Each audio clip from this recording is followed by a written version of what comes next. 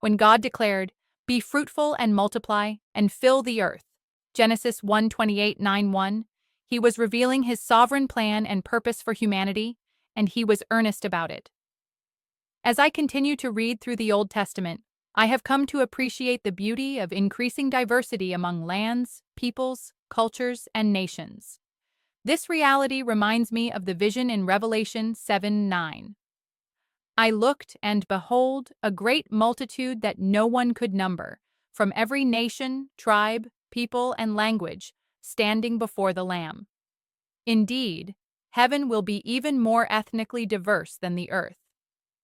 For this reason, heaven will be no place for racism, and I certainly do not want to harbor such a spirit. This unfolding diversity is rooted in the events recorded in Genesis 10 and 11. In Genesis 10, we are given the origin of the nations of the earth, while in Genesis 11, we are shown the origin of the world's languages. The genealogy of Noah and his sons records 70 nations that descended from them. Japheth's descendants are listed in verses 2-5, Ham's in verses 6-20, and Shem's in verses 21-31. Japheth's line generally settled in the northern and western regions, today corresponding to Europe, Asia Minor, and Central Asia. For instance, Gomer is associated with the Cimmerians, possible ancestors of the peoples around the Black Sea, Magog with the Scythians, linked to Central Asia and Russia, Madai with the Medes of ancient Iran, Javan with the Greeks, Tubal and Meshech with Asia Minor, later extending toward Russia, and Tiras with the Thracians of southeastern Europe. While we must be cautious not to equate these descendants too rigidly with modern nations, they appear to connect with Europe, Russia, Persia, Iran, India through Indo-Aryan peoples, and the Greeks. Ham's line settled largely in Africa, the Middle East, and parts of Asia.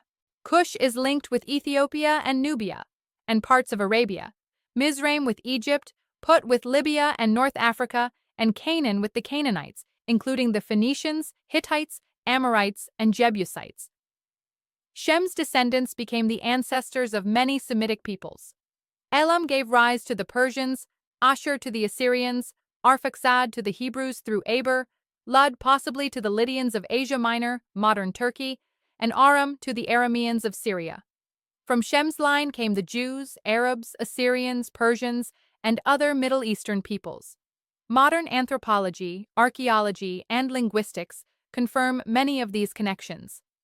The division of languages and the scattering of peoples at Babel continue to shape global divisions today. Genesis 10 emphasizes that all races and ethnic groups share a common origin, for as Acts 17:26 affirms, God made from one man every nation of mankind. Thus, all nations trace their ancestry back to Noah and the survival of the global flood. This table of nations sets the foundation for God's global mission. His heart has always been for all nations. Matthew 28:19. That is why God continues to call and awaken the church with the mission mandate to evangelize, reach the unreached, and bring the nations to Christ. Therefore, the church must not mimic the pride of Babel by building its own towers, denominations, associations, or organizations for the sake of making a name for itself or exalting its own ethnic or institutional identity. When humanity acted this way at Babel, the Lord came down and scattered them. In the same way, God has designed the local church to function as autonomous bodies, not under centralized human control, so that the glory remains with Him alone.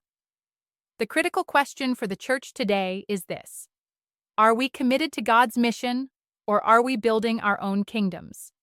God's work, done in His plan and in His way, will always be blessed. But human agendas pursued apart from His design will never accomplish His purposes. May this truth encourage our hearts and align our lives with God's mission. Stay blessed. Amen.